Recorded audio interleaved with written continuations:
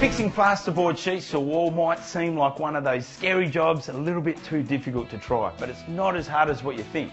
I'm going to show you how to fix off a timber stud wall as well as a masonry wall. The tools you'll need are a drill, a Stanley knife, a broad knife, a T-square, sandpaper, a tape measure, a step ladder, a pencil, an automatic screw gun. Okay, I'll be sheeting this section of stud wall right here. We already know our sheets are 1200 high, so I've got my marks right across there. Next thing I need to do is take a measurement of the length I need, transfer that measurement over onto my sheet, then I'm ready to cut.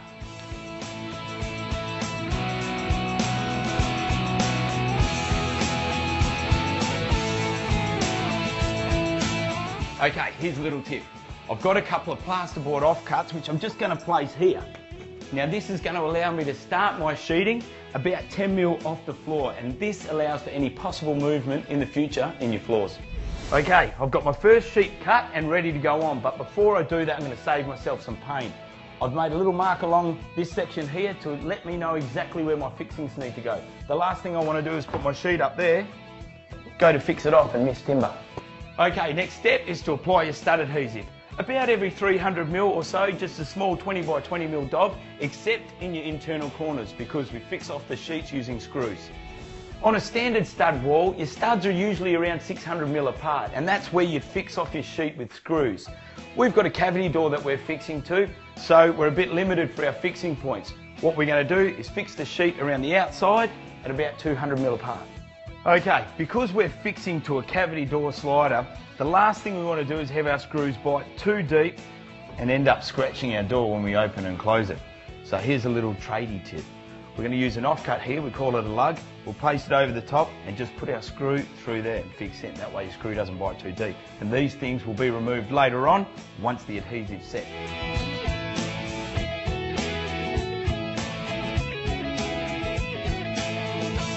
Okay, now we're ready for our top sheet, which the procedure is pretty much the same as the bottom sheet, we're just a little higher up.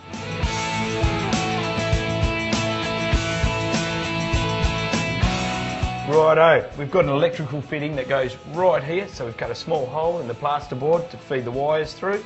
It's a good idea to make that hole before the sheet goes up, otherwise you won't find the wire. Make sure when you're screwing off your plasterboard sheets that your screws are recessed into the plasterboard a little bit. That way, when you go to set it later on, you won't have any little screw heads hanging out. Okay, make sure your plasterboard joints are nice and flush and line up as close as possible, because that's going to make setting those joints later on a lot easier. When it comes to sheeting a masonry wall, measuring and cutting is exactly the same process. However, when it comes to fixing your sheets to the wall itself, the most crucial point is to make sure that you have a nice clean surface to work with. So if there's paint on your masonry wall, use an angle grinder, score it back a little bit, and then use a wet sponge to make it nice and clean.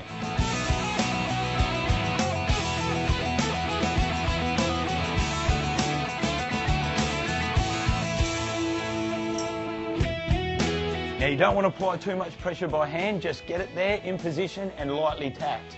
You want to apply pressure using your straight edge. That way we make sure that it's nice and level. There you go, plasterboard sheeting on a stud wall and a masonry wall. It's not as tough as you thought it was it?